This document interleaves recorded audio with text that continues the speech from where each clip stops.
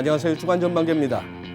주가는 크게 떨어지고 환율은 또 뛰어오르는 와중에 금융시장은 상당히 힘든 시간을 보내고 있음에도 서울 집값은 또 오름세를 보이고 있다고 합니다.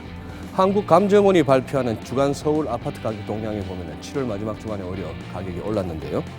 한일 간, 미중 간 경제 전쟁은 갈수록 치열해지는 와중에 수출 비중 높은 한국의 경제는 만만치 않다고 하는 와중에도 부동산은 여전히 오르고 있는 와중입니다. 오늘은 그동안 숨가쁘게 시장 점검을 해왔는데요. 잠시 시장에서 물러나 부동산 관련해서 전문가 세 분 모시고 한번 이야기를 나눠보도록 하겠습니다.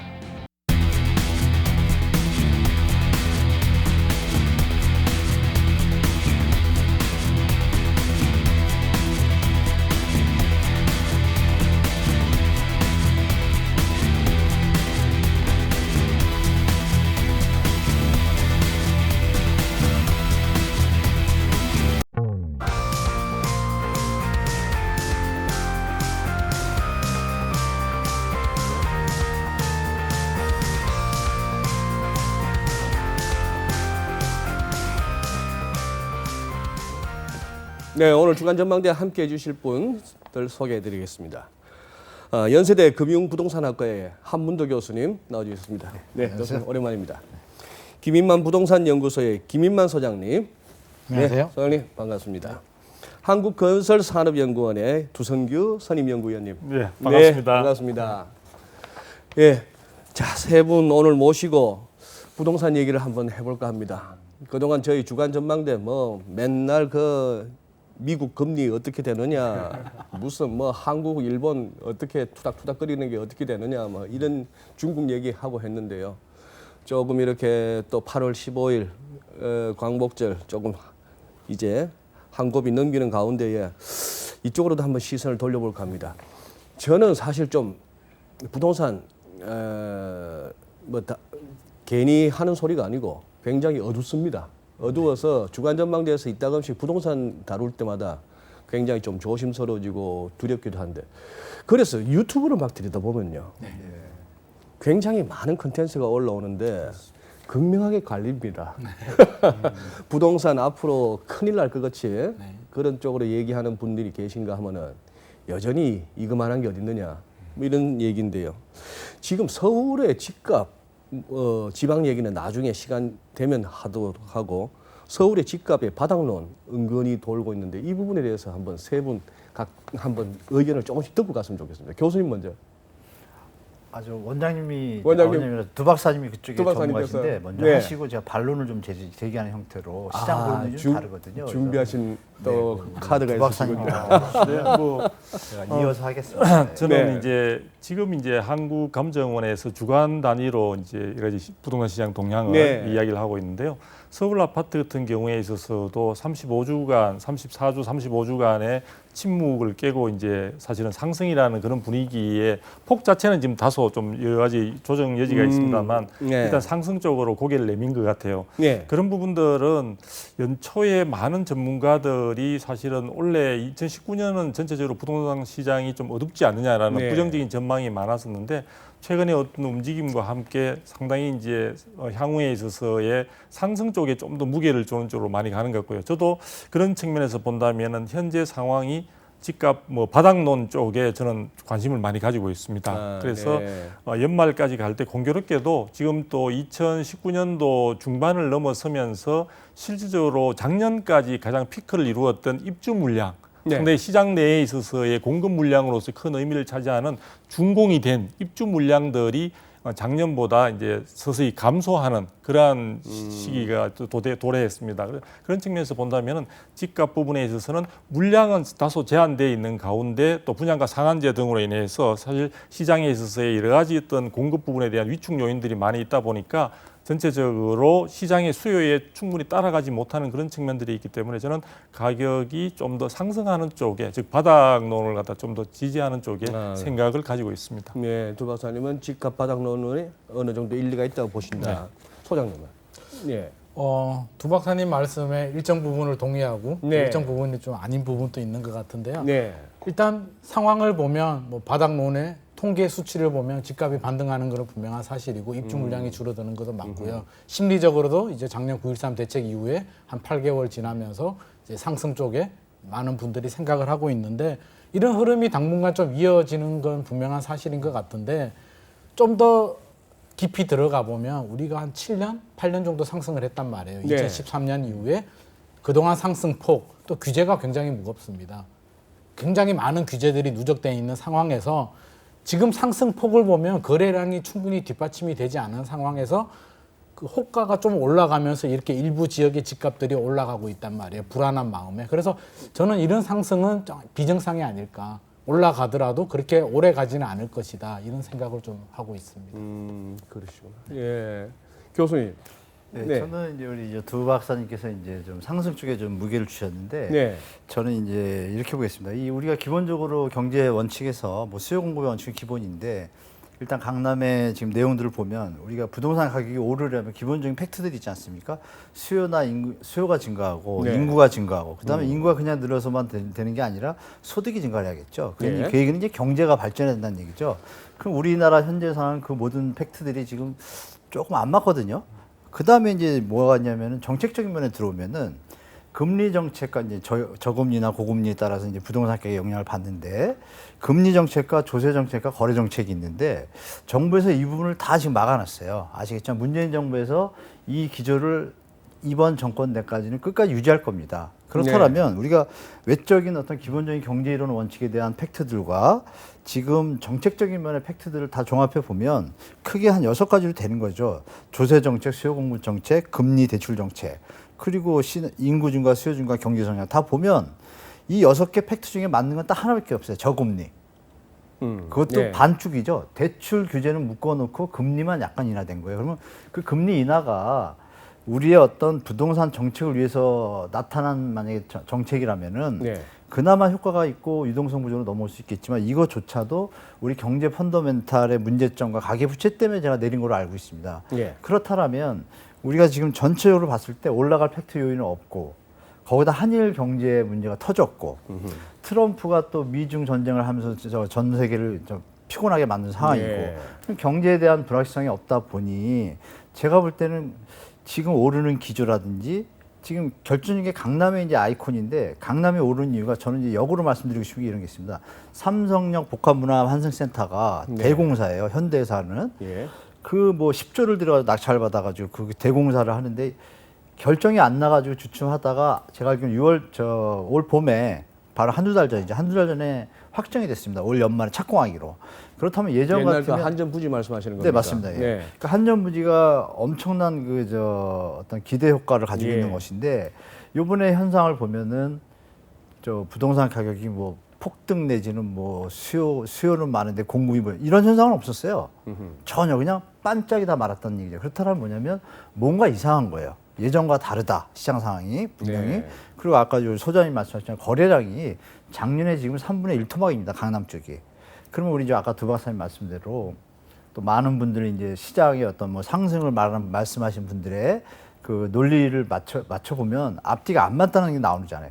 거래량이 수반되지 않은 상승은 문제가 있는 것이고 경제 요소나 모든 요소들이 지금 받쳐주는 게 없어요. 네. 그렇다면 시장 참여자인 건설사와 뭐 공인중개사 분들 이런 분들이 그쪽 시장에 대한 어떤 님비적 현상으로 경제 패턴을 끌고 가는 모습으로 인해서 잠시 이것이 주식으로 말하면 기술적 반등으로 그칠 수도 있다. 그래서 저는 오르더라도 한계점을 분명히 가지고 있을 거고 하방 안정성으로 가는 게 정부의 목적이고 네. 또 글로벌 분위기도 그렇게 해서 제가 볼 땐 너무 장밋빛을 보는 시대는 지금 아닌 것 같다라고 저는 뭐 예측하고 있습니다. 이렇게 되면 오늘 토론이 상당히 재밌어집니다. 이 세 분 다 예를 들어서 집값 바닥에 이제 오를 일만 남아서 하면 이건 뭐 10분도 안 걸리는 토론인데 네, 맞습니다. 이렇게 되면 저거 하고 지금 돈 갈 데는 없는데 그러면은 뭐 집이라도 아파트라도 땅이라도 하시는 분들한테는 이제 이렇게 두 분의 대가께서 막 의견이 갈리시면 피곤해지시지만 그냥 이게 토론 차원에서는 재밌어집니다. 네, 네. 근데 기본적으로 저는 항상 이걸 한번 여쭙고 싶은데 전문가분들 모시면은 우리 정부의 부동산 정책의 목표가 뭔가요? 예를 들어서 우리 국민들이 뭐 남녀노소 할 것 없이 자기가 살 집을 갖다가 좀 편안하게 집을 구매하고 그래서 가정을 꾸리고 이런 쪽인가요? 아니면은 이 부동산을 통해서 때로는 경기도 살려야 되는 건가요? 아니면은 무조건 부동산 집값은 부동산 가격이 급등하고 하는 것은 무조건 때려잡아야 된다. 뭐 이렇게 좀 단순화하자면 어떻게 우리의 정책 기조가 잡혀 있다고 봐야 됩니까? 저는 이제 사실은 부동산 정책과 관련해서 부동산 시장의 자율적인 기능을 충분히 살려주는 가운데 일정한 그 정부의 역할이 레퍼리로서의 정도 역할을 하면은 참 좋을 것 같은데 네. 지금 현재 정부나 역대 정부도 마찬가지입니다. 기본적으로 정부가 전체적인 부동산 정책을 통해서 자기의 지지층들을 결집시키는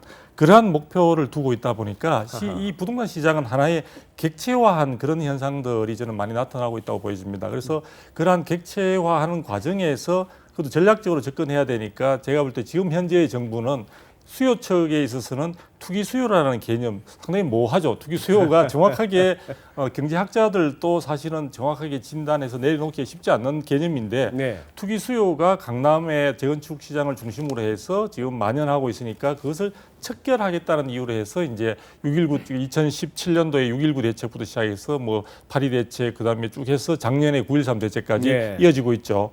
그다음에 공급 측면에 있어서는 사실은 공급 부족에 대한 것들을 인정하지 않으려고 하다가 그나마 이제 3기 신도시라는 그 개발 계획을 발표하면서 그것도 사실 제가 볼 때는 조금 이게 이해하기 쉽지 않은 게 서울 대체성을 굉장히 강조를 많이 하고 있습니다. 네. 근데 그 부분에서 서울을 꼭 대체를 하기 위해서 경기도로 가야 되느냐 하는 문제점들이 있는데 그 과정에서도 결국은 전체적인 시장 자체 내의 원리나 또 경제 원리나 경제적인 측면에서 접근보다는 정치적인 다양한 여러 가지 단기간 내에 이 정부가 시장을 안정시킴으로써 뭔가 정치적인 또 그런 부분들의 성과를 달성시켜야 되겠다는 그런 부분에 저는 배어 있지 않는가 이런 측면을 보여지고요. 네. 그 다음에 이제 마지막으로 이 수요 공급에서 가격이 결정돼야 되는데 가격 부분에 있어서는 정부가 공공주도로 본인들이 역할을 강화시키면 시장에 있어서의 가격을 일정한 수준으로 묶어 놓을 수 있다는, 즉 분양가 상한제나 이런 것처럼 최고 가격제를 통해서 시장에 있어서의 수요 공급에 상관없이 일정한 가격 이상은 우리가 컨트롤하는 범위 내에서만 가능하도록 하는 그런 부분들이 너무나 확연하게 보이기 때문에 저는 지금 시장 내에서 부동산 정책에 대한 정부의 접근 시각 방식은 이 경제 논리라든지 시장 자체에 두고 있는 것이 아니라 정치적인 목적을 사실상 제일 앞세우고 있지 않느냐, 저는 그렇게 보고 있습니다. 더 하실 말씀이 저는 전혀 좀 반대로 좀 볼 필요도 있다고 봅니다. 왜냐하면 오늘 한 교수님하고 두 박사님하고 제대로 붙으십니다. 친한데 이제 논리적인 네, 면에서 네, 그 정부의 입장은 네. 주거복지 안정이고 어느 정부가 오던 간에 주거복지 안정이 1번이죠. 주거 목적. 네, 네. 주거복지를 안정시켜야 네. 가처분 소득이 안정적으로 되고 내수가 되고 이어지는 어떤 뭐 금융 시스템에 돈이 들어가서 그게 또 기업에 투자되기는 선순환할 수 있는 거 다 기본적으로 다 알고 계시잖아요. 네. 그러니까 주거복지 안정이 1번인데 아시다시피 우리가 짧은 시간에 급속도로 압축적으로 성장을 하다 보고 인구도 급속하게 늘다 보니 지금 이제 베이비부모가 은퇴하는 시기임에도 불구하고 지금 작년만 해도 미친 집값이라고 했습니다. 그렇습니다. 근데 우리 네. 국민성이 좋은 게 이제 나쁜 일은 빨리 까먹어서 그런지 네. 미친 집값을 까먹은 거예요. 집값 미친 걸 잡아야 된다고 난리 피던 게 2년 전이에요. 네. 그래서 막 던졌는데 지금 아까 바닥론 얘기를 더듬어봐도 그렇습니다. 무슨 바닥 내려간 적이 있나요? 없습니다. 그러니까 가격 임계점에 대해서 이미 시장에서 대부분의 사람들은 느끼고 있음에도 네, 불구하고 우리 이제 시장 참여자 중에 이제 뭐 주택산업연구원이라든지 건설산업연구원, 한국감정원 뭐 이런 분들이 그분들 입장에서 자꾸 올라가야 어떤 일이 생겨 이득이 생겨요. 네. 근데 그것이 이제 언론과 어떻게 또 네트워크가 있다 보니 그런 표현들이 아까 말씀하신 것처럼 유튜브에 극명하게 갈린다고 네, 했잖아요. 네. 이쪽은 계속 하던 어떤 마케팅과 어떤 논리와 이론들을 계속 펴야 되는 것이고 시장에서 실수요자 참여자들은 보다 보니까 아닌 것 같거든요. 네. 너무 심하니까 반대되는 유튜브 논리들을 피는 것인데 네. 우리가 여기서 이제 핵심적으로 볼 것은 거죠. 정부 입장에서 집값이 올라가면 내려가게 하는 것이고 네. 내려가면 활성화시키는 걸 할 뿐이에요. 네. 잘한다 잘못한다 얘기할 수 없어요. 최선을 다해야 돼요. 거기서 핵심은 뭐냐면 그거죠. 가계 부채나 어떤 경제 상황에 부동산이 부정적인 요소가 있다라면 잡아줘야겠죠. 네. 그럼 이 정부는 지금 그것을 하고 있는 거죠. 음. 그 공급 대책도 원래 입주 물량이 차후에 있고 인구가 줄고 고령화가 되니 공급 대책은 보류하겠다 했는데 아까 말씀드린 반대 참여자들이 이 정부의 어떤 정책을 이렇게 좀 비판하면서 네. 공급 대책에 빠졌다. 그래서 부랴부랴 만들었단 말이야. 그리고 좋게 일부러 자족도시형으로 네. 했더니 또 얘기하고. 그러니까 뭐 하는 것마다 이렇게 저 뭐랄까 불이익감 이런 현상이 조금 있는데요. 결론적으로 이 정부는 이 돌아가는 현상과 사회 상황과 경제 상황을 다 종합해서 최선을 다하고 있다고 저는 보고 있고 이것이 시장에서 안정적으로 조금 선순환적으로 돌아가는 게 제일 좋은 모습인데 지금 뭐 두 박사님 말씀 주신 그런 좀 비판적인 시각보다는 좀 옹호론적인 시각을 저는 좀 말씀드리고 싶습니다. 예. 네. 그러면 김 소장님께 먼저 여쭤보겠습니다. 네. 요즘 이렇게 제일 관심을 뭐 유발하는 사안이기도 하고 아마 방송 나갈 때는 정부에서 발표도 나올 텐데 분양가 상한제 어떻게 생각하십니까? 이게 굉장히 민감한 문제인데요. 민감한 문제. 네. 사실 공공주택에 대해서는 이미 분양가 상한제를 하고 있잖아요. 그래서 네. 그걸 민간으로 확대한다는 건데 이게 보는 관점에 따라서 정부 입장에서는 이제 강남 집값을 잡기 위해서 강남 집값이 올라가니까 그걸 누르기 위해서 인위적으로 분양가를 낮추겠다는 거고 택지비와 뭐 건축비를 이렇게 산정해서 투명하게 함으로써 분양가를 낮추겠다는 건데 네. 이게 정부 의도대로 되려면 저는 투자 심리가 죽어가면서 시장이 전체적으로 안정이 되었을 때 분양가를 눌러주게 되면 주변 집값도 같이 눌러지는데 지금 심리가 살아있단 말이에요. 바닥론이 나오면서 심리는 살아있는데 인위적으로 분양가를 내려버리면 그게 개발 이익을 누가 가져갈까요? 기존의 건설 회사들이 가지고 가던 분양을 받는 계약자들이 가져가게 되면서 주변 집값을 누르는 효과보다는 오히려 눌러져 있는 분양가가 주변 집값을 따라가는 효과가 생기면서 로또 현상이 생기는 것이거든요. 로또 현상이 생깁니다. 그러면서 추진하는 재건축 조합이나는 이제 뭐 열심히 계산을 하겠죠. 네. 무리해서라도 하겠느냐, 아니면 사업을 연장을 하든지 뭐 지체를 시키면서 공급을 줄이느냐. 중장기적으로는 강남에 공급 부족 현상이 좀 생기지 않을까. 오히려 좀 부작용이 크지 않을까. 저는 개인적으로 좀 걱정이 되는 부분이 더 많습니다. 소장님은 부작용이 오히려 걱정되신다. 박사님. 저도 뭐 비슷한 생각입니다. 일단 이제 분양가 상한제가 시행이 앞으로 이제 여러 가지 그 공고를 거쳐 가지고 시행령이긴 하지만 아마 구체적인 시행 시기는 아마 10월까지 이야기되는 경우도 있습니다. 9월 말 내지 10월 정도로 구체적인 이제 시행 시기를 그 정도로 예측을 지금 하고 있는 상황들인데요. 지금 분양가 상한제가 시행될 경우에 이제 가장 직접적인 효과로 나타날 수 있는 것은 결국은 대부분의 이번에 민간 택지에 확대 적용하는 게 이제 핵심이거든요. 그래서 지금 공공 택지는 아까 우리 김 소장님 말씀대로 이미 시행 중에 있는 상황이고 민간 택지 부분에 있어서 요건들에 그 적용하기 위한 요건들을 굉장히 낮춤으로써 사실 많은 민간 택지에다가 적용하려는 건데 민간 택지가 사실 찾아보면은 대부분의 경우에 서울처럼 이렇게 다 개발이 어느 정도 완성된 상태에서는 거의 재건축 단지가 주요 타겟이 될 수밖에 없는 상황입니다. 그러면은 이렇게 함으로써 해당되는 재건축 사업 단지의 사업성 자체가 굉장히 이제 떨어지게 되는 상황들이 되는 거죠. 그렇게 될 경우에 저는 시장 상황에서 많은 전문가들이 이야기하다시피 공급이 좀 위축될 수밖에 없다. 왜냐하면 이 부분에서 사업성이 떨어진 상태에서 사업을 계속 밀고 나갈 것이냐 아니면 중단하고 나중에 좀 더 시간을 두고 생각해 볼 것이냐의 선택의 기로에 나올 수 있는 여지가 있고요. 또 하나의 선택은 제가 이제 뭐 주로 많은 이제 자문들을 요청받을 때 이제 하는 얘기인데 아마도 단지별로 이 사업성 부분을 다 분석하다 보니까 사업성 자체가 힘든 경우들이 많기 때문에 일반 분양분을 최소화시키는 쪽으로, 즉 분양가 상한제 민간 택지 확대 적용은 결과적으로 보면은 강남 지역의 재건축 단지의 일반 분양분의 분양가를 낮추는 데 가장 타겟이 되어 있습니다. 목표가 되어 있습니다. 그래서 그 부분에 대한 부담을 어느 정도 완화시키기 위해서는 오히려 일반 분양분을 좀 줄여버리고 뭐 극단적으로는 1대1 재건축을 통해서 그냥 조합원들이 비용을 다 부담하면서 사업을 완성시키면 아마 희소성 원칙에 의해서 나중에 입주 시점, 준공 시점에 가서는 그 시장 내에서의 그 가치를 더욱더 많이 받을 수 있지 않을까라는 전략적 고민도 생길 것이다. 그래서 전체적으로는 이런 것들이 많이 반영된다고 할 때는 아마도 1, 2년 내에 공급 감소가 역대 우리가 노무현 정부에도 경험했다시피 공급 물량이 축소되는 그런 어떤 상황이 전개될 것으로 저는 생각을 하고 있습니다. 지금 분양가 상한제라는 게 기본 취지는 집값 낮추겠다는 거 아닙니까? 네네. 그렇게 말씀할 수도 있는데 분양가 상한제 목적 우리가 예전에는 이제 주택 가격 이제 스스로 정부에서 60년대부터 지을 때도 다 제어를 하고 했습니다. 저 컨트롤 하고 네. 그러다가 이제 원가 연동제 한번 들어왔었고 80년 초에 이제 원가 연동제를 바꿀 때 그때 서울시장 박건희가 그분이 너무 음마 아파트가 그 당시 평당 13만 원 뭐 이렇게 제곱미터당 해가지고 계속 분양을 했는데 정부에서 묶어놨었거든요. 예. 그럼에도 불구하고 분양이 안 됐어요. 예. 했으면 그 얘기는 뭐냐면은 이 민간 시장에 참여한 건설사들과 그 투자자들의 입장이 뭐냐면 최대 이익을 추구하다 보니까 시장을 교란하는 행위를 할 것을 선제적으로 막는 게 이제 정부 역할이잖아요. 예. 100원짜리인데 300원에 뻥 튀겨가지고 명품처럼 할 수 있잖아요. 예.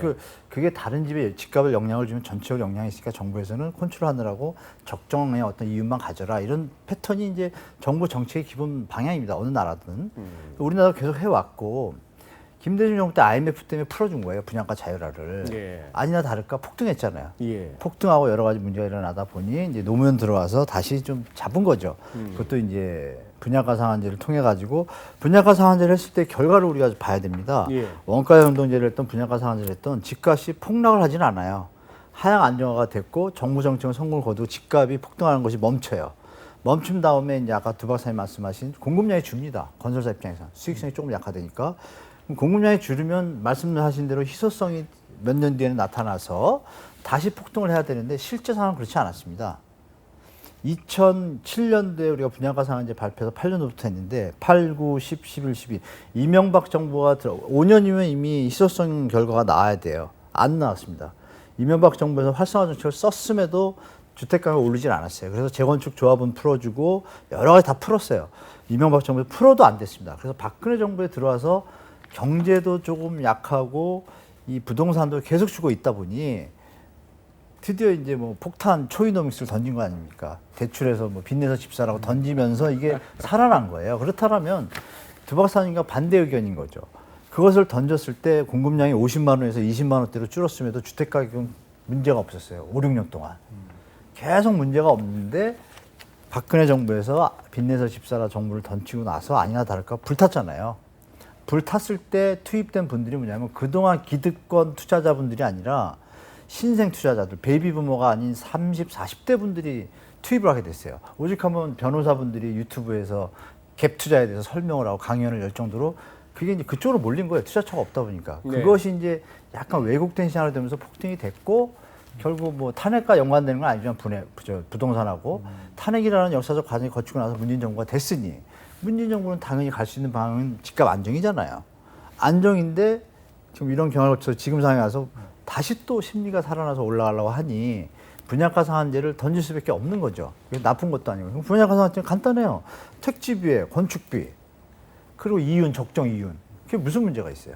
그 부분에 대해서는 네. 지금 이제 말씀하시는 중에 이제 시청자분들이 오해할 수 있는 부분이 있는데 지금 이제 노무현 정부가 그 분양가 상한제를 민간 택지까지 확대 적용을 했습니다. 네. 했을 때 가격이 사실은 두 가지 현상이 나타났는데 공급이 급격하게 줄어들기 시작했습니다. 그리고 가격도 일시적으로 약세를 보였습니다. 예. 근데 그 약세를 보인 거는 그 제도의 효과라기보다는 예. 그때 글로벌 금융위기가 온 거죠. 그랬죠. 예, 그 소리 시기적으로. 내에서 사실 네, 나타났기 네. 때문에 지금 현재 문재인 정부도 지금 분양가 상한제를 시행하는 것과 관련해서 사실 성과가 있을 것인가에 대해서 아무도 장담할 수 있는 분은 없는 것 같습니다. 네. 그래서 일단 그 효과를 그것으로 보는 건 다소 좀 무리가 있는 것 같고요. 공급 물량은 4년 만에, 5년 만에 서울 같은 경우에는 거의 뭐 공급이 없는 시기에 영의 상황까지도 전개가 됐었습니다.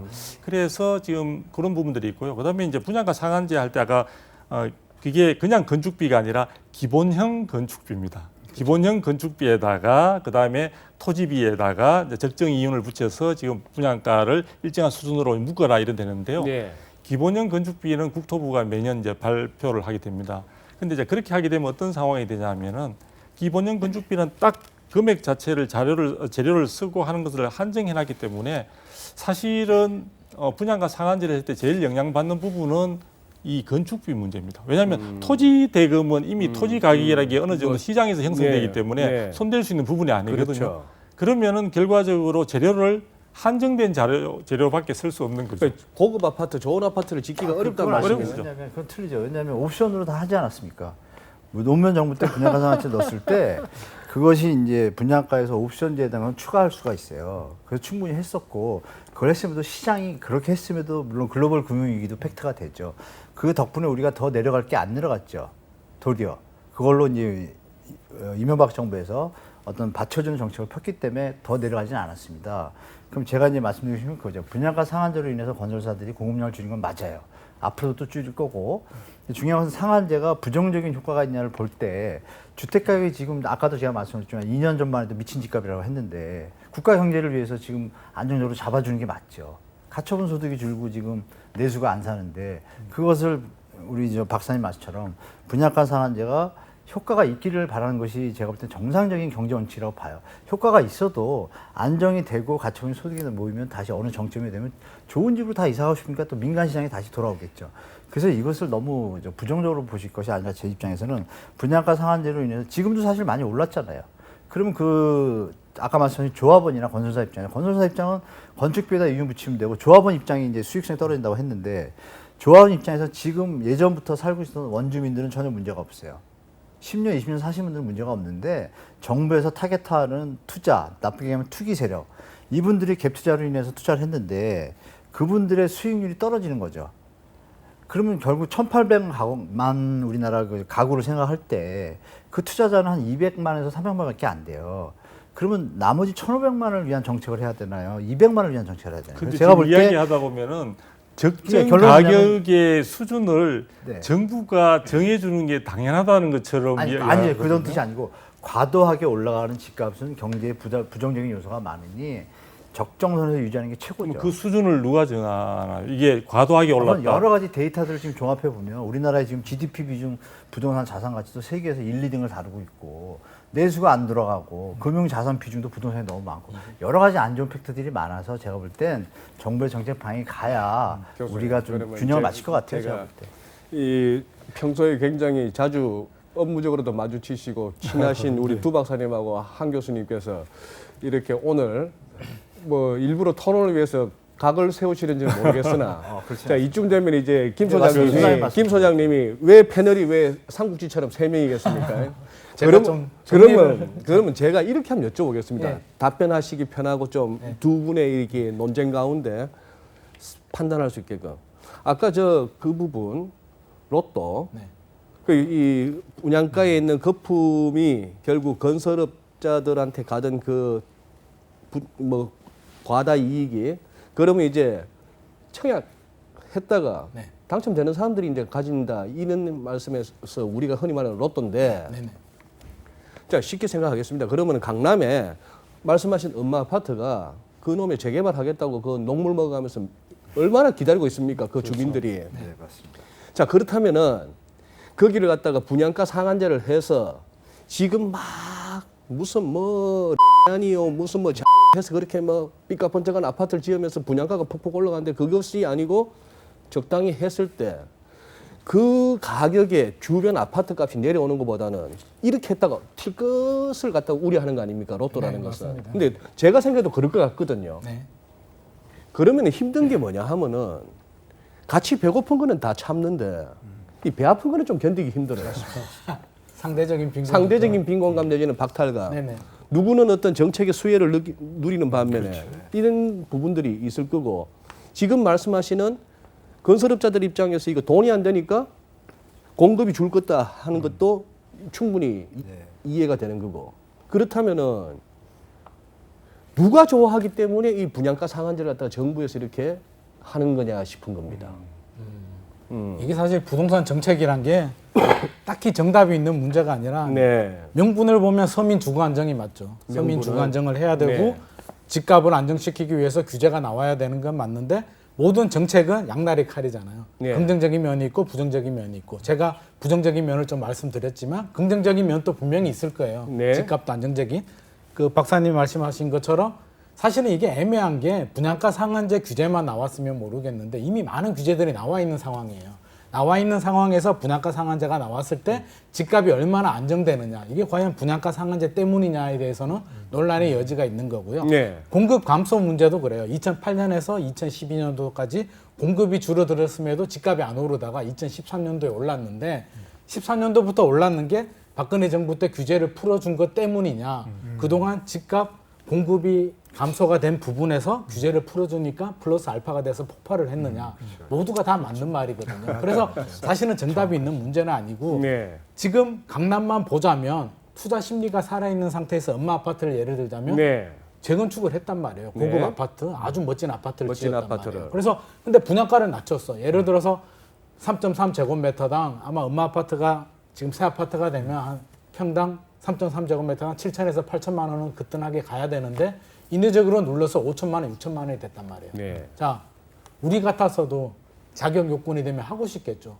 당첨만 되면 그 자리에서 매덕을 뭐 수십억, 10억 정도도 먹을 수 있는 부분이 되니까 당연히 기회가 되는데 지금 규제가 많다 보니까 당첨이 돼도 돈이 없는 사람들은 대출이 안 나오죠. 9억 넘어가면 네, 대출이 안 나오니까 네. 돈 있는 사람이 할 수밖에 없는 부분이고. 돈 있는 사람이 할 수밖에 그렇죠. 그래서 없는. 로또 아파트라는 말이 나오는데 정부에서는 이제 전매 제한 또 굉장히 원래 강화시킬 것 같습니다. 로또는 오리지널 로또는 없는 사람이 하는 겁니다. 없는 사람이 하는데 이제 근데 당첨 지금 확률이 지금 이 로또는 있는 사람이 하는 로또네요. 그렇죠. 이게 좀 로또가 좀 네, 이제 네. 있는 사람이 되는데 있는 사람이라고 이제 다 먹을 수는 없는 거고요. 그래서 좀 논란이 여진이 있는데 분명히 부작용이 있는 것도 사실이고요. 네. 정부 입장에서는 할 수밖에 없는 상황이고요. 그래서 긍정적인 면은 있는데 부작용은 분명한 사실이다. 그 부작용이 얼마나 파급력이 있을지에 대해서는 좀 더 지켜봐야겠다.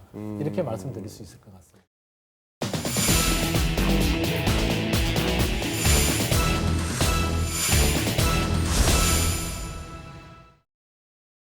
박사님 이것도 한번 네. 좀 여쭤보고 싶습니다.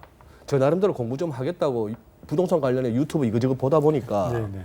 아까 말씀하신 공급량이 줄었음에도 불구하고 노무현 정부 때 오히려 집값은 오르지 않았던 것이 2008년 금융위기의 탓이 컸다라고 말씀하셨는데 그것과 연관돼서 지금도 부동산 뭐 아파트고 뭐고 잡아놔야 된다라고 주장하시는 분들의 논리 가운데 환율 보세요. 환율 이래요. 우리 돈 이제 쓰레기 됩니다. 뭐 자극적으로 얘기하지 않습니까? 조회수 올라가려면은 한국 돈은 돈도 아니에요. 그러려면 뭐 해야 되겠습니까? 실물 잡아야지. 이런 논리가 있는 반면에 우리가 97년 IMF 외환위기도 겪어봤고 2008년도 겪어봤지만 막상 그런 상황이 오면은 모든 자산 가격이 다 가치가 무너지거든요. 떨어지죠. 어느 쪽 가능성이 더 높습니까? 글쎄요, 그 부분은 이제 우리가 현재 상황이 이제 경제 위기 쪽으로 발을 내딛고 있느냐부터 네. 이제 판단을 해야 네, 되는데 사실 성급한 판단은 오히려 또 국민들에게 혼란과 오해를 그렇습니다. 불러일으킬 수 있죠. 네. 근데 일단 이제 지금 상황에서 보면은 일단 이전보다 작년 대비해서 보더라도 뭔가 위험한 상황들, 경제 성장률 자체가 지금 또 축소될 네. 것이라는 전망들이 많이 나오고 있죠. 이런 가운데 이제 경제 상황이 이제 시장이 불안해지면 다른 선택보다도 일단 실물 쪽이나 이제 뭐 대체할 수 있는 자산 쪽에 가치가 떨어지지 않는, 예를 들어 네. 우리 원화 가치 같은 경우는 지금 굉장히 추락하고 있는 상황에서 가치가 유지될 수 있는 뭐 금이라든지 달러라든지 이런 쪽에 대한 관심이 높아질 수밖에 없습니다. 그리고 그러한 부분과 함께 그런 쪽에 선택이 쉽지 않은 사람들은 아무래도 실물 자산 쪽에 예. 경제 상황의 변동에서도 어느 정도의 가치를 유지할 수 있다는 그런 쪽을 선택을 하기 쉬운데요. 그 이면에는 사실 IMF 때나 이때하고 또 다른 측면은 두 가지가 있는데, 하나는 일단 금리 자체가 지금 굉장히 낮은 상황입니다. 예. 낮은 상황이다 보니까 화폐를 현금으로 가지고 있는 것은 아무래도 자산 가치의 하락 속에서 가만히 앉아서 자기 자산에 손실을 초래할 가능성이 많다 보니까 금리 자체가 저금리라는 상황에서 다른 쪽에 뭔가 대체 수단을 빨리 투자 수단을 찾아야 된다는 강박관념이 생기게 네. 되고요. 또 하나의 특징은 IMF 때나 우리가 글로벌 금융위기 때보다 큰 차이가 나는 게 시중에 이 유동자금이 너무나 많습니다. 그러니까 우리가 이제 글로벌 금융위기 때만 보더라도 그때 노무현 정부 때 시중에 부동산 시장을 교란시켰던 그때 부동자금 규모가 350조에서 430조 정도 내외였습니다. 예. 그 정도의 금액으로도 시장에 상당히 부동산 시장이 교란되었다는 판단이 나왔고 많은 대책들이 쏟아져 나오는데, 현재는 지금 1100조를 글쎄요. 넘어선다는 네, 이야기들이 나오고 네, 있습니다. 그러면 네. 그때 당시보다 더 많은 자금이 들어와 있기 때문에 정부가 대출 규제 등을 통해서 시중의 부동자금이나 이런 것들을 막아놓고 있다고 하지만 그것은 서민들한테 갈 수 있는 길을 차단시켜 놨을 뿐이고요. 네. 많은 자산가들에 있어서는 지금 기회를 엿보는 상황이다 보니까 정부의 이런 정책이나 대책들이 한계가 있을 수밖에 없다. 그런 불안감들이 시장에 확산되면서 많은 사람들은 아무래도 금이나 달러나 아니면 차라리 그냥 부동산이라도 해놓는 것이 수익을 남기고 안 남기고를 떠나서 지금 같은 경우에는 오히려 자산 가치의 하락 속에 내 자산이 손실되는 일을 막아야 되겠다. 이런 부분도 많이 팽배하고 있는 것 같습니다. 예.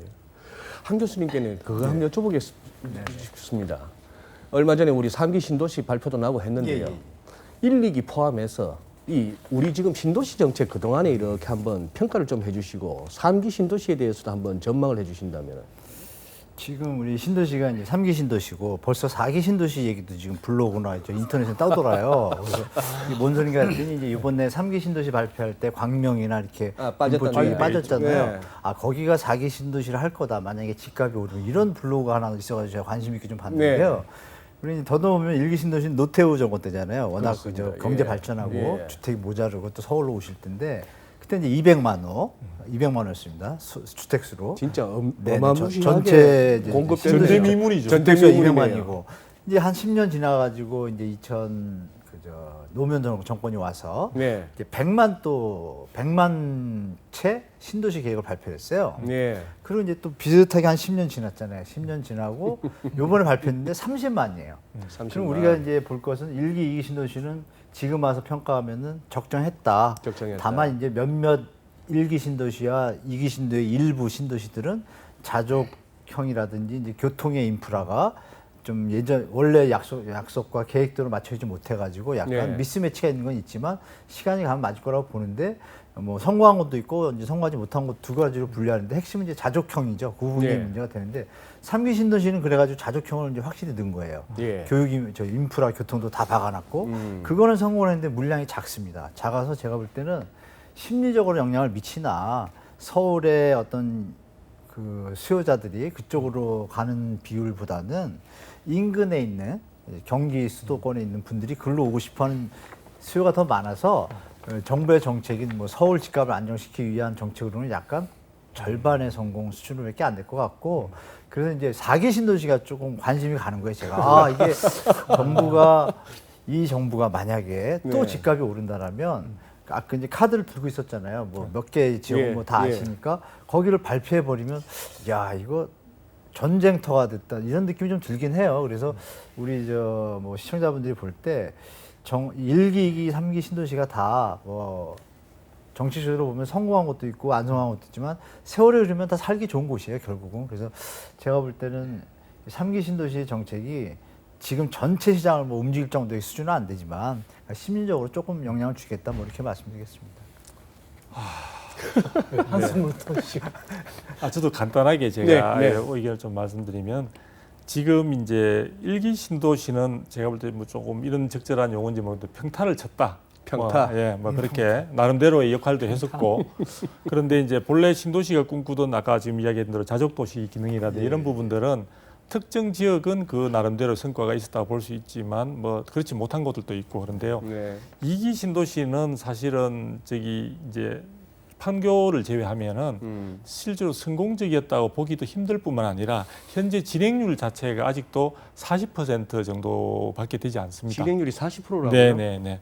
그러니까 이 2기 신도시를 마무리하는 것조차도 이 정부 내에서는 거의 불가능할 것으로 지금 예상되는 가운데 2기 신도시 즉 밀린 숙제가 있는데 숙제를 하지 않은 상태에서 그것도 명분도 사실 신도시 공급을 위한 충분한 공급 부족에 대한 이야기가 엉뚱한 곳에 나온 것을 대안으로 지금 경기도에다 이야기를 한 거거든요. 경기도는 참고적으로 미분양 물량도 지금 쌓여 있는 상황들입니다. 그런데 어쨌든 그런 가운데 사실 3기 신도시라는 것이 나왔지만 그것이 주된 역할은 사실 뭐 서울을 대체하는 데 등등 해가지고 이제 교통에 대한 것도 이야기 나오는데요.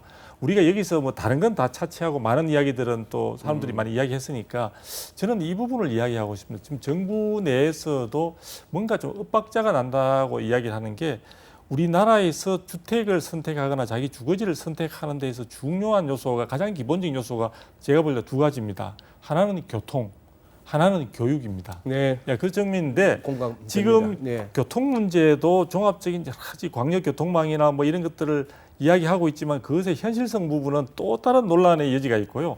교육 부분과 관련해서 현재 지금 자사고 폐지라든지 네.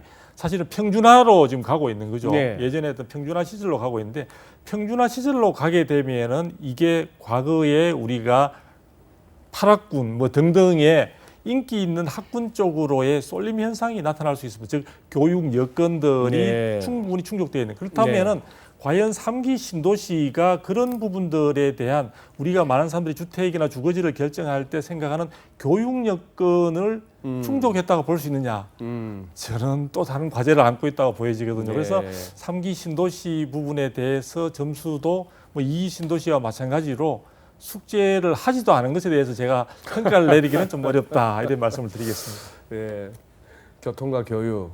그렇습니다. 그거 특히 우리나라처럼 이 교육열 높은 나라에서 그 자사고 폐지로 인해서 아니 실제 그게 그런가요? 들리는 얘기처럼 자사고 폐지 이후로 강북 자사고 다니던 애들이 그럼 또 옛날 그 파락구 찾아 또 내려오는가요? 그러면 실제로 아직까지는 자사고 폐지가 지금 진행 중에 진행 있는 중이니까. 상황이다 보니까 그럴 가능성을 배제하지 못한다. 소장님. 네. 그러면 서울 얘기는 그만하고요. 네네. 지방은 어떻습니까? 지방은 이제 지역마다 좀 네, 좀 편차가 아주 크죠. 편차가 그래서 크다. 지방도 대구, 네. 대전, 네. 뭐 광주 같은 경우는 뭐 신조 용어도 나올 정도로 뭐 굉장히 서울 못지않게 상승세를 두드러지고 오히려 서울보다 더 뜨겁죠. 지금 굉장히 뜨거운데 그 외 지역들은 거의 뭐 IMF 수준으로 굉장히 어려운 상황이거든요. 그래서 차이가 뭐냐 제가 좀 살펴보니까 지금 경제가 매우 안 좋잖아요. 네. 그래서 그동안 우리나라 지방 도시들은 부산, 대구 뭐 이런 도청 소재지 중심 소비 도시들이 아니라 울산, 포항 이렇게 산업 단지들 경제가 성장하면서 지방 도시들도 같이 성장한 지역들이 지금 다 어렵단 말이에요. 네. 그래서 경제와 맞물려서 경제가 어려워지면서 산업 기반이 무너지는 지역들은 어렵다. 당분간 계속 어려워질 것이다. 반면 인구가 100만 이상이 되고 어느 정도 소비가 뒷받침이 되면서 대학교가 있는 지역들, 대전, 대구, 부산, 뭐 광주 이런 도청 소재지 지방의 중심 지역들은 앞으로도 좀 살아남을 것이다. 그래서 지방도 양극화. 지금 서울도 수도권하고 좀 분리가 되잖아요. 그렇죠. 10년 전만 하더라도 서울 수도권이 같이 움직였단 말이에요. 노무현 정부 시절만 하더라도 버블7 집값이 오르면 수도권도 같이 움직였잖아요. 평촌, 네, 용인 네, 같이 네. 움직였는데 지금은 분리가 돼서 서울이 많이 오르고 경기도는 사실 판교라든지 뭐 위례신도시 일부 지역들만 좀 오르는 현상인데 지방도 앞으로는 이제 분리가 될 것이다. 핵심 지역들은 앞으로도 강세가 뛰겠지만 그 외 지역들은 경제가 이렇게 하향 안정화가 되지 계속 되는 상황에서는 좀 어려움이 지속되지 않을까. 그래서 저는 지방도 이제 양극화가 좀 심해질 것이다. 그렇게 여쭤보는 생각이 김에 됩니다. 네. 상가는요? 상가는 좀 다르게 봐야 되는데요. 말 네. 나온 김에 이제 말씀을 네. 드리면 우리나라 경제를 어떻게 보느냐에 따라서 차이가 있거든요. 네. 지금까지는 70년대부터 우리가 계속 경제 성장을 해왔단 말이에요. 경제 네. 성장을 하면서 인플레이션, 물가가 상승을 하면서 화폐 가치가 떨어지면서 부동산이라고 하면 기본적으로 투자형 부동산, 가치 상승을 기반으로 둔 투자를 많이 했고 이제 상가라든지 수익형 부동산이 일정 부분 됐는데 앞으로 만약에 경제가 계속 이렇게 하향 안정화가 된다면 저는 이제 본격적인 디플레이션 시대가 오지 않을까 좀 생각을 하는 부분이고요. 인플레이션이 되지 않는다면 지금 우리나라 한 40년 동안 땅값이 올라가면서 부동산 가치가 올라가던 시대와 다른 현상이 벌어질 것이다.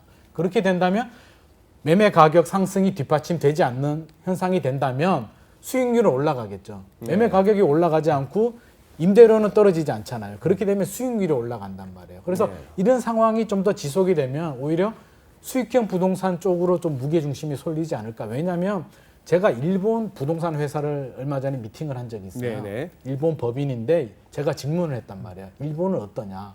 우리나라처럼 이렇게 우리나라는 서울이 지금 집값이 많이 오르게 되고 사회적인 문제가 되는데 일본은 어떠냐라고 하니까 도쿄라든지 중심부 일부 지역은 여전히 오른다. 오르지만 그 외 지역은 잃어버린 20년이라고 하는데 이제 오르는 걸 잃어버렸다. 잊어버릴 정도로 이제 안 오른다. 대신 수익률이 굉장히 높다. 6% 7%씩 나오거든요. 수익률이요? 네. 일본에서? 예. 일본에서 6% 7%면 이건 엄청난 임대 수익률, 임대 수익률 대신 매매 가격이 오르지 않는다는 거죠. 대신 매매 가격이 오르지 않으니까 임대 수익률이 매우 높게 나온다. 6% 7%. 그래서 네. 좀 힌트를 얻자면 우리나라도 이제 경제가 다시 반전이 되지 않느나 혹시라도 일본을 좀 따라가게 된다면 앞으로 10년, 20년 후가 되면 일본처럼 좀 수익률은 올라가는 대신에 가치 상승이 좀 둔화되는 현상이 생기지 않을까 좀 지켜봐야 이 돼요. 부분에 잠깐 제가 묻어가면요. 아까 우리가 분양가 상한제를 이야기하면서 간과했던 것 중에 하나가 지금까지 우리의 부동산 시장을 하나 버티게 해준 하나의 중요한 요소 중에 하나가 전세 시장의 안정이었습니다. 네, 그동안에 네, 굉장히 네, 안정이에요. 네. 근데 우리가 한 1, 2년 전만 하더라도 전세 시장 뭐 전세 대란 이야기도 나오고 있었는데요. 근데 이런 부분들이 만일에 이제 분양가 상한제가 본격적으로 시행이 되고 많은 사람들이 청약 대열에 이제 줄을 서게 된다면은 그 청약 받을 때까지는 가점제를 위주로 하다 보니까 아무래도 집을 갖는다는 거는 있을 수가 없는 그렇겠네요. 거고요. 한 집이라도 갖게 되면 청약을 할 수가 없습니다. 그럼 지금 전세 수요가 또 급증한다는 말씀이에요. 네네. 그럴 가능성이 많아지고 있고요. 또 공교롭게도 아까 제가 말씀드린 대로 입주 예정 물량들이 지금 계속 감소하는 분위기가 맞물리는 상황들이 되기 때문에 앞으로 전세 시장에 있어서도 상당히 우려되는 상황으로 전개될 가능성이 있다는 점을 제가 제가 추가로 조금만 더 말씀드리면 과천이 신도시 후보지로 발표가 됐잖아요. 네. 3기 신도시 중에서 가장 입지가 좋은 곳이 과천이거든요. 7,000세대밖에 안 되니까 네, 네. 경쟁률이 어마어마한데 제가 한 6개월 전에 이제 그 상담하는 분한테 과천 신도시를 좀 노려보셔라. 무주택자니까. 그래서 거주자 우선이 하면 유리하니까 주소를 과천으로 좀 옮겨두셔라 했는데 연락이 왔어요. 과천에 월세든 전세든 집을 구할 수가 없다는 거예요. 없다. 물건이 그렇게 없다. 원하는 사람들이 지금 무지하게 달려들어서 전세 가격, 월세 가격이 올라서 구할 수가 없다는 거예요. 그래서 이런 현상이 충분히 일어날 수도 있다. 저는 그렇게 말씀드리고 싶습니다. 교수님 왜 웃으십니까? 온 국민들이 네. 부동산 전문가가 되는 것 같아서 지금 어? 말씀을 들으니까 소장님 말씀 들으니까 그게 일부의 그분들이 계속 전국을 휘젓고 지역을 휘짓는 건지 아니면 이게 전 국민이 이렇게 된 건지 아닙니다. 좀 의아스러운 거죠. 제가 느낌에는 지금 사실은 이제 이 부분도 제가 지나가는 말이 아니라 정부가 생각하는 부분에서 조금 저는 오류를 바로 잡아주고 싶은데요. 정부는 지금 대다수의 국민들이 굉장히 부동산에 대해서 무지몽매하다고 생각을 합니다. 그러니까 쉽게 이야기하자면 과거의 복부인 시절의 것처럼 그냥 좋은 뭐 소재가 있다고 생각하면은 돈을 들고 달려가는 식으로 생각을 하시는데요. 지금 문화가 제가 볼 때에는 2000년도 중반을 지나면서 많이 바뀌었습니다. 그리고 지금 20대, 30대, 물론 가장 구매력이 있는 데는 40대, 50대지만 20, 30대부터 해서 부동산에 대해서 개인적으로도 굉장히 많은 공부를 하고 또 카페 등을 통해서 스터디도 많이 하고 임장이라고 해서 현장을 갖다 방문하는 그런 기본적인 노력들을 많이 기울이고 있습니다. 그래서 저는 제가 볼 때 국민들의 부동산에 대한 지식이라든지 또 이런 것들이 상당히 판단력이 합리적인 선택을 어느 정도 할 정도의 수준까지 지금 올라오고 있다. 그런 부분을 정부는 애써서 부정하려고 하는 지금 과외 안 해도 될 정도로 많이 올라오고 있는데 아직도 초등학교 수준으로 생각하시는 것 같아요. 교수님 아까 그 허탈하게 웃으신 그 네, 웃음이 저는 좀 이렇게 짠하게 네, 다가오는데 예. 그 뭐냐면 우리가 지금 한일 경제 문제도 있지만 네. 뭐 인생 뭐 짧잖아요. 짧은데 역사는 흐르고 계속 좋은 국가가 되고 후세를 생각한다라면 지금 저는 이제 두 박사님의 표현에 대해서 조금 이제 허탈한 거죠. 왜냐하면 이 대화가 생산적이고 국가를 위하고 국민을 위한 생산적인 대화는 아니라고 보는 거예요. 그래서 허탈한 거예요. 왜?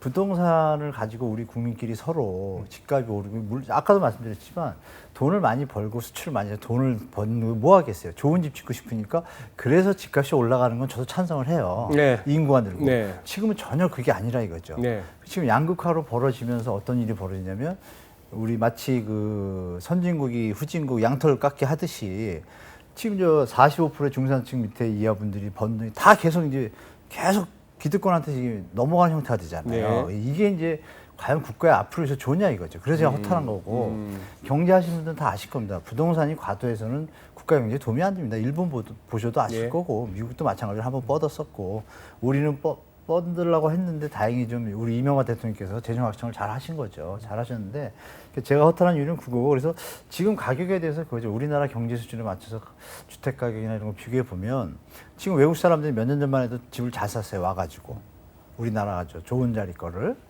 요새 안 사잖아요. 요새 안 사고 밖으로 사러 가거든요. 네. 이건 좀 바뀐 거. 그러면 임계점을 얘기하는 거잖아요. 가격의 임계점이 어느 정도 다다르지 않았나. 우리나라 수준에 맞춰서. GDP 비중 부동산 자산 가격으로 뭐 계산들이 있습니다. 그거 보면 타국에 비해서 낮다고는 절대 볼 수가 없어요.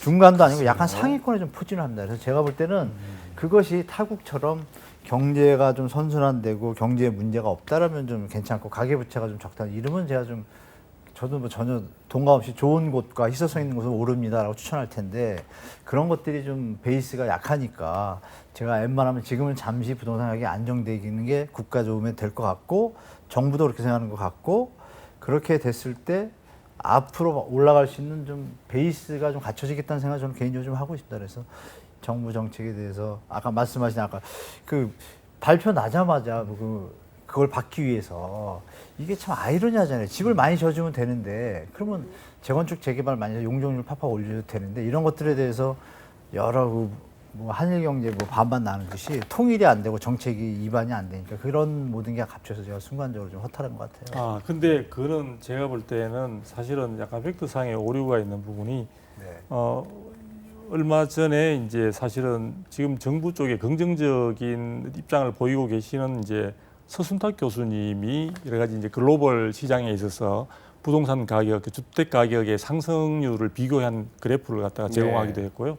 또 2016년에서 18년도까지 주요 도시들의 어떤 집값 상승률을 갖다가 이제 여러 가지 언론에서도 이미 배포한 바가 있습니다. 네네. 거기에 의하면 서울 같은 경우에는 한 16% 정도의 상승률을 보여왔다고. 근데 서울이라는 것 자체가 우리나라에서 사실은 유독 최근에 있어 가격 상승률이 높은 곳이라고 이야기할 수 있는 곳인데 서울의 경우가 16%고 오히려 상하이라든지 대표적인 외국의 경쟁력 있는 도시들의 가격 상승률은 40%를 상회하는 경우들도 많이 있었습니다. 그래서 네.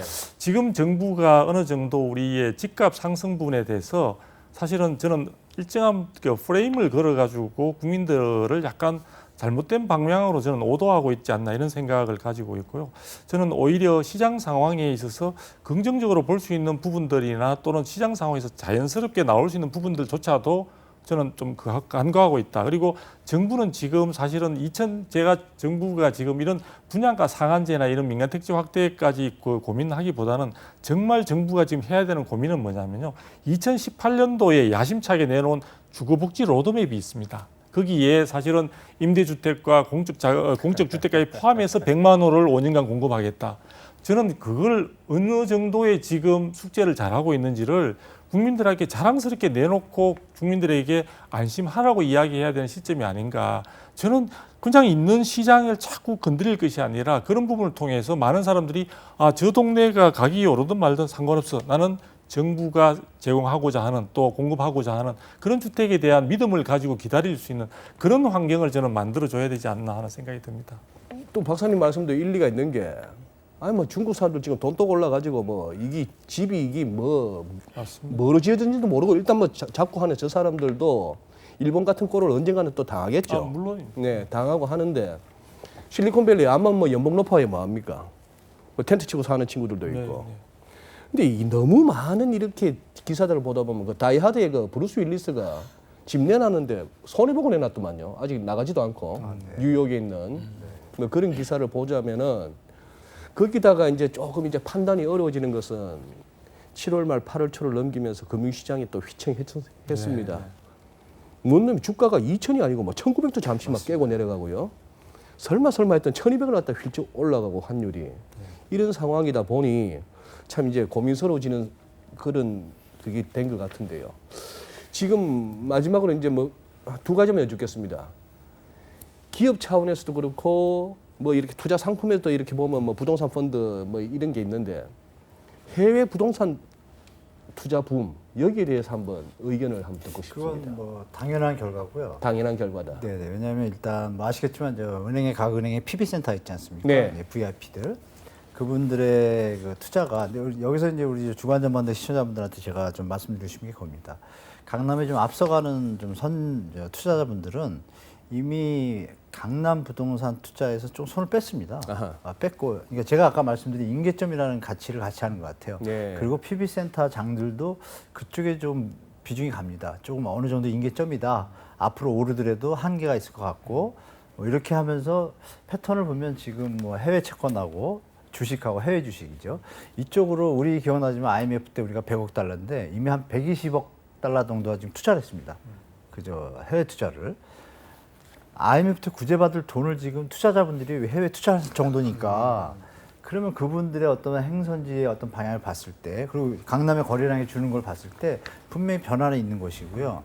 아까 말씀 주신 이제 경제 상황대로 돌아가는 걸 봤을 때 이제 지금 도쿄나 이런 것들이 많이 올랐었는데 우리나라보다 조금 더 오른 건 맞습니다. 아까 두 박사님 네, 올랐는데 네. 지금 뉴스에는 잘 안 나요. 아시겠지만 요즘 언론들이 부동산의 언론들이 약간 편향성이 있는데 안 좋은 걸 잘 안 내요. 거래량이 주는 거 기사가 잘 안 뜨죠. 주택 거래량 작년 재작년에 많이 나왔습니다. 올해 안 나오잖아요. 잘 기사가 네, 안 뜨죠. 네. 주니까 그런 것들에서 우리가 좀 판단하는 능력을 좀 두 개를 다 같이 봐야 되는 능력을 가져야 될 것 같고 지금 금하고 채권 주식은 계속 올라가고 있고 해외 주식에 투자한 양도 많고 삼성은 부동산을 다 매각하고 롯데도 지금 매각 계획을 다 세웠습니다.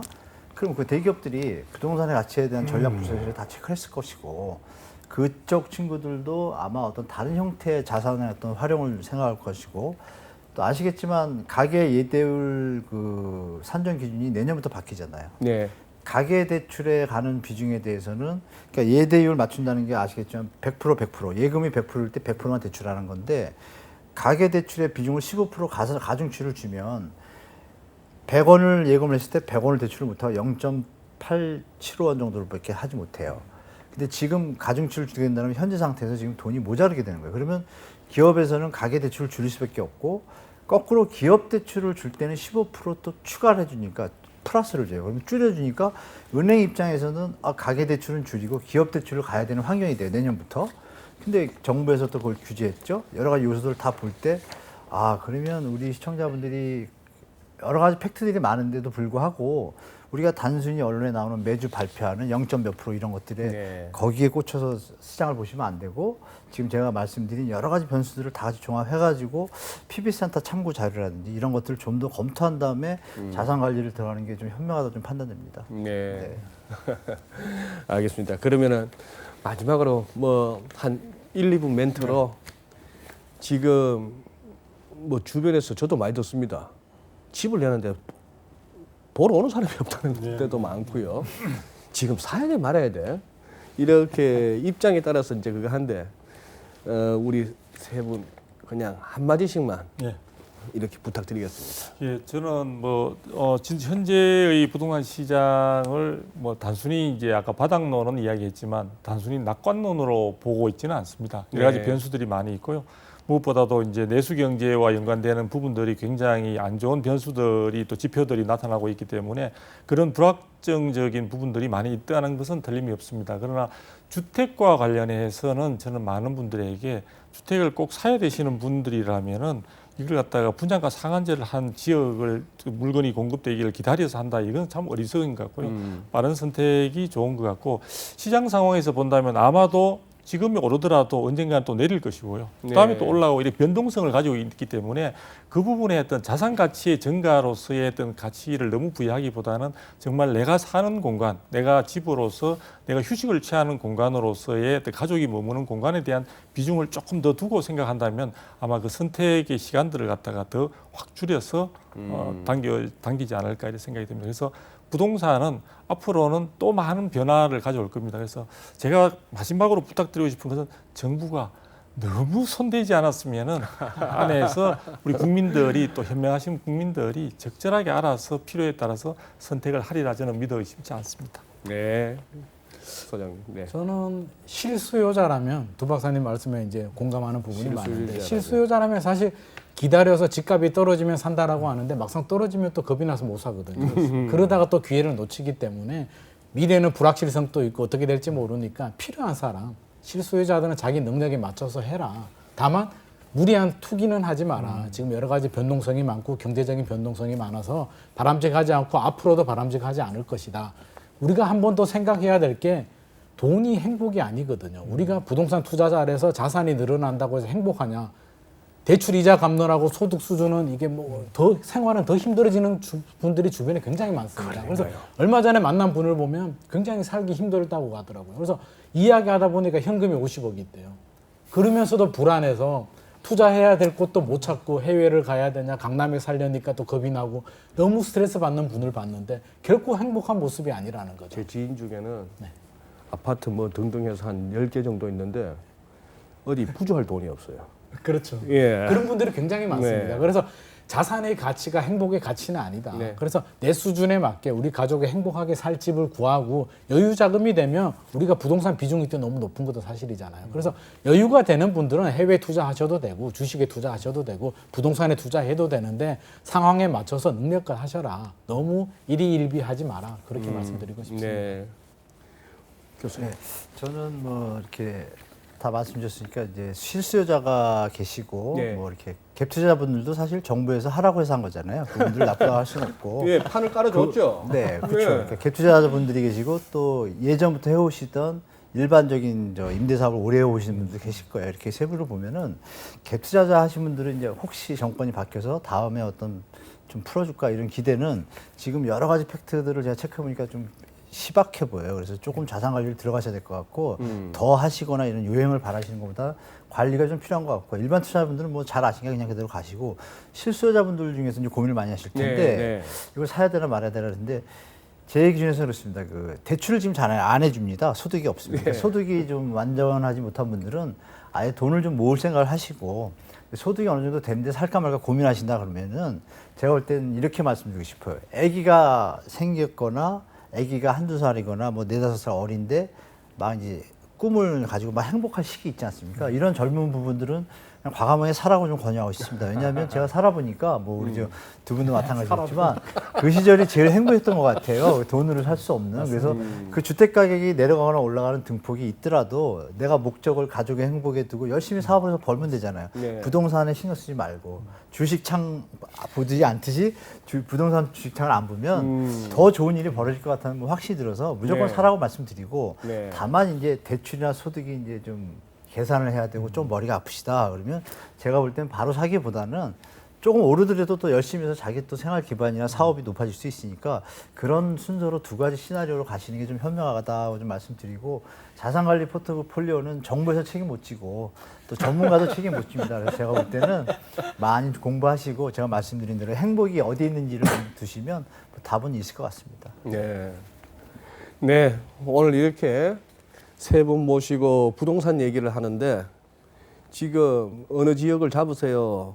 어딜가 지금 핫해요. 이런 얘기가 아니고 지금 이 세 분의 공통적인 관심은 삶의 질입니다. 우리가 어떻게 해야 좀 더 행복하게 살 수 있고 좀 더 이렇게 불안, 초조, 어떤 뭐 범민, 뭐 아니면은 고뇌 이런 것이 아니고 평안한 가운데 살아갈 수 있는가를 갖다가 이제 그 화두를 이렇게 던지고 계시네요. 두 박사님께서 말씀하신 제발 좀 정부는 좀 놔둬라. 이거 많이 느낍니다. 부동산도 시장이네요. 주식 시장이나 외환 시장이나 뭐 채권 시장하고 다를 바가 전혀 없습니다. 불확실하고 답 없고 그래서 오를지 내릴지 모르는 거고. 네, 그런 상황이고 결국은 배팅이고 이쪽도 저쪽도 다 말을 하자면은 아주 그럴듯하게 할 수 있고 뭐 그런 상황인 것 같습니다만 예. 어쨌거나 시장의 논리 길게 보면 그게 최고인데요. 좀 과도하다 싶으면은 주저앉기도 하고 좀 부족한 게 있으면 결국은 원위치를 찾아가고 그게 시장의 원리인데 너무 이렇게 하나부터 열까지 다 이렇게 정해주려고 하는 그런 모습들은 조금 뭐 기대보다는 우려가 더 큰 것도 사실입니다. 오늘 우리 두성규 박사님 그리고 우리 김인만 소장님 그리고 한문도 교수님 나오셔서 참 이렇게 가감 없이 이렇게 의견 밝혀주시고 또 그 심경을 토로해 주신 건 너무 감사드리고 우리 시청자 여러분께서도 또 판단하시는데 조금이나마 도움이 되었기를 바랍니다. 오늘 부동산 관련 특집은 여기서 마무리하겠습니다. 감사합니다. 아 예. 재밌었습니다. 네. 우리 지금 한 교수님 약간 아니, 저는